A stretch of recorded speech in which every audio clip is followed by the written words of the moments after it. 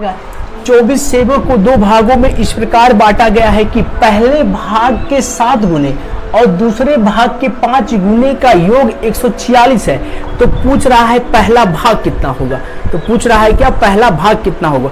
तो सबसे पहले ऐसे सवाल को लगाने के लिए हम कुछ नहीं करेंगे, हम ये पता करेंगे कि कुल सेव कितने हैं।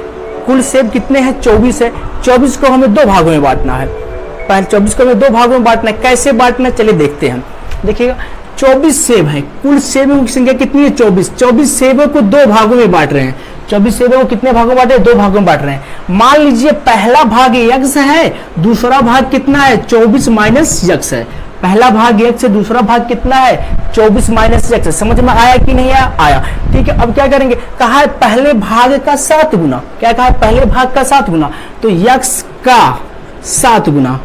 समझ में आया क्या? क्या यक्स का 7 गुना। पहला भाग यक्स माने हैं, इसलिए पहले गुने का 7 गुना कहा है। तो क्या कि यक्स में 7 से गुणा कर दिया, यक्स का 7 गुना।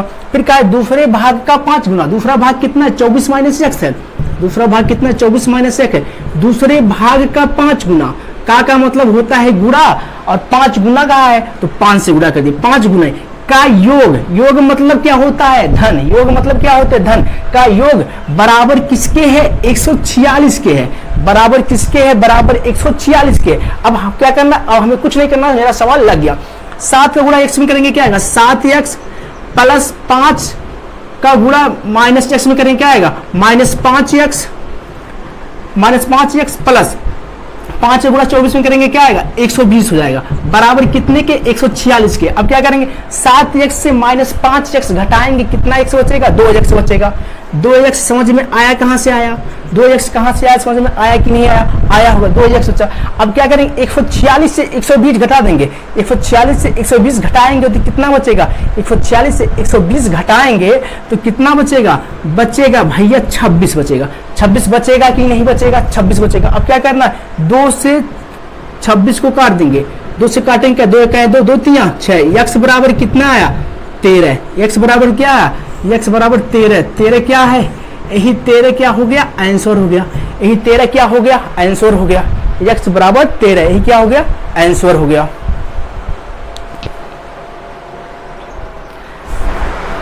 अगला नेक्स्ट क्वेश्चन देखते हैं। कहा है कुमार और दीपक ने मिलकर एक व्यापार आरंभ किया।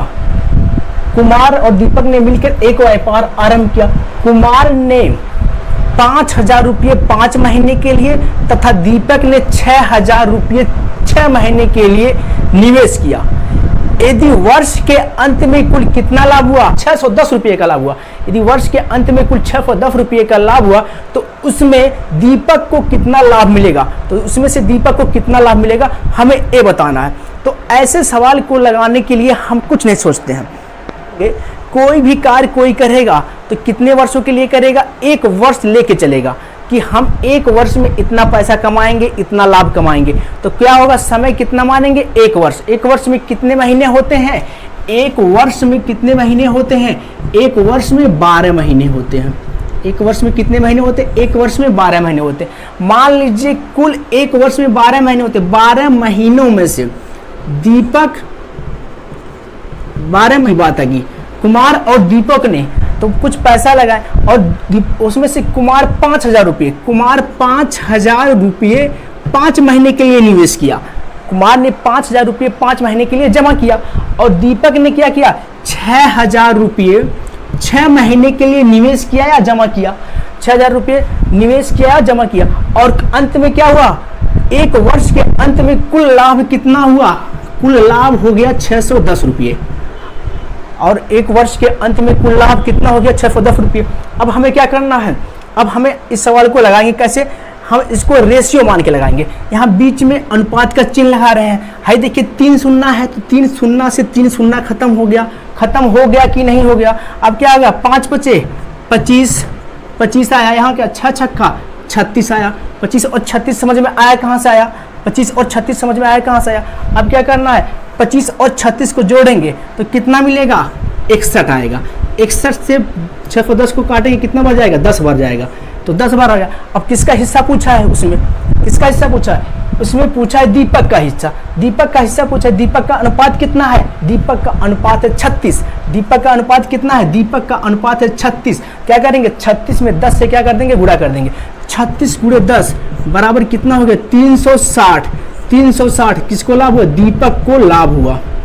दीपक को लाभ हुआ। दीपक को कितना लाभ हुआ? दीपक को 360 लाभ हुआ। अब इसी में पूछ ले कुमार को कितना लाभ हुआ, तो क्या करेंगे? 10 से इसमें कुमार वाले हिस्से में गुणा कर देंगे।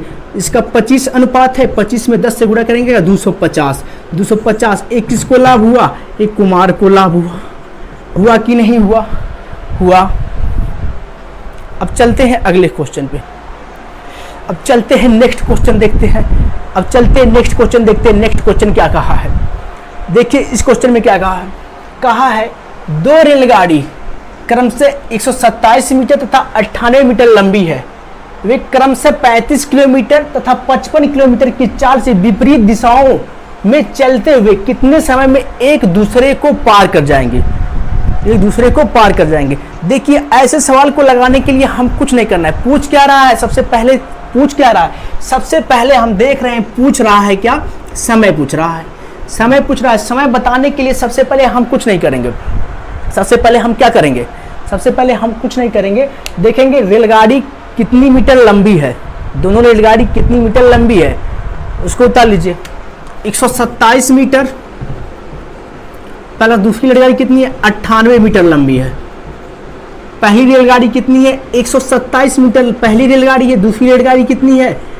98 मीटर लंबी है। दोनों की लंबाई पता चल गई। 127 मीटर पहली है, दूसरी कितनी है? 98 मीटर लंबी है। तो अब हमें कुछ करने की बातें नहीं है। सवाल में क्या कहा है? विपरीत दिशा कहा है। विपरीत दिशा कहा है कि नहीं कहा है? सवाल में कहा है विपरीत दिशा। विपरीत दिशा की बात होती है। जब विपरीत दिशा की बात होती है तो क्या करेंगे? रेलगाड़ी की लंबाई और चालें क्या होती है? जुड़ जाती है। विपरीत दिशा की बात आए तो रेलगाड़ी की लंबाई और चालें क्या होती है? जुड़ जाती है। चाल कितना दिया है? चाल कितना दिया है? चाल दिया है 35 किलोमीटर प्रति हावर्स। चाल दिया है 35 किलोमीटर प्रति हावर्स। दूसरे की चाल कितना दिया है? 55 किलोमीटर प्रति हावर्स। दूसरी रेलगाड़ी की चाल दिया है 35। पहले रेलगाड़ी की चाल दिया है 35 किलोमीटर प्रति हावर्स। दूसरी रेलगाड़ी की चाल दिया है 55 किलोमीटर प्रति हावर्स। अब क्या करेंगे? विपरीत दिशाओं में रेलगाड़ी की लंबाई और चालें क्या होती हैं? आपस में जुड़ जाती। इसको जोड़ लीजिए।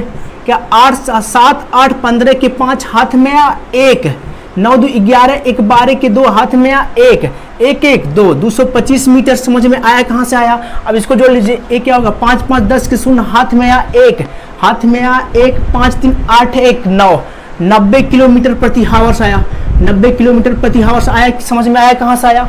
समझ में आ गया होगा। अब क्या करेंगे? 225 में 90 किलोमीटर प्रति हावर्स से भाग कर देंगे। 225 मीटर है। अब क्या करेंगे? 90 से भाग करेंगे।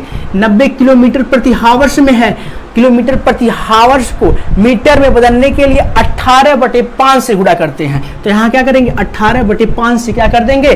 गुणा कर देंगे। अब क्या करेंगे? 18 से देखिए 90 कट जाएगी कि नहीं कट जाएगा? 18 5 90 5 आया है। अब क्या करेंगे?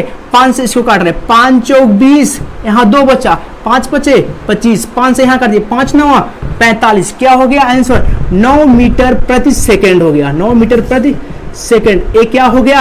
आंसर हो गया। यही क्या हो गया? समय। 9 मीटर प्रति सेकेंड। यही क्या हो गया? समय हो गया। 9 मीटर प्रति सेकेंड समय हो गया। अब बस 1/2 × 3 × 4 प्लस 1/3 × 4 × 5 प्लस 1/4 × 5 × 6 बराबर क्या होगा? इसमें किसका मान बताना है? इसमें यक्स का मान बताना है। इसमें किसका मान बताना है? हमें यक्स का मान बताना है। हमें कुछ नहीं करने की जरूरत है।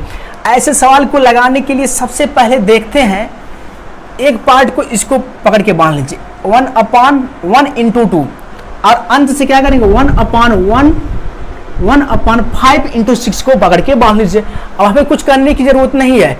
अब क्या करेंगे? इसको उतारेंगे। 1 × 2 का गुणा करेंगे, क्या आएगा? 2 मिलेगा। ठीक है, 2 मिल गया। अब क्या करेंगे? यहाँ इसको ले 1/5 × 6 का गुणा करेंगे, क्या आएगा? 30 आ जाएगा। 30 आया। समझ में कहाँ से आया? आ गया होगा समझ में। अब क्या करेंगे, 1 और 2 का अंतर, 1 और 3 का अंतर लीजिए, और यहाँ इसमें से 2 और 4 का अंतर लीजिए, इसमें 3 और 5 का अंतर लीजिए, इसमें 4 और 6 का अंतर लीजिए, 4 और 6 का अंतर लीजिए। अगर अंतर सेम आ रहा है तो सेम संख्या से हम क्या करेंगे, गुणा कर देंगे। क्या करना, यहाँ देखिए अंतर कितने का है, 2 का अंतर आया, यहाँ भी 2 का अंतर आया, यहाँ भी 2 का अंतर आया, यहाँ भी कितने का अंतर आया, 2 का अंतर आया। अंतर क्या आया, सेम अंतर आया।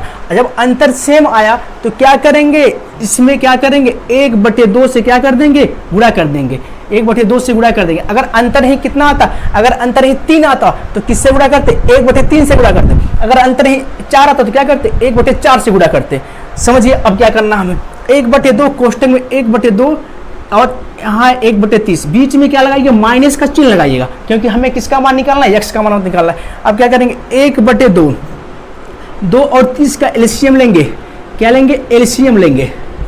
एलसीएम लेंगे तो क्या होगा, एलसीएम 30 हो जाएगा।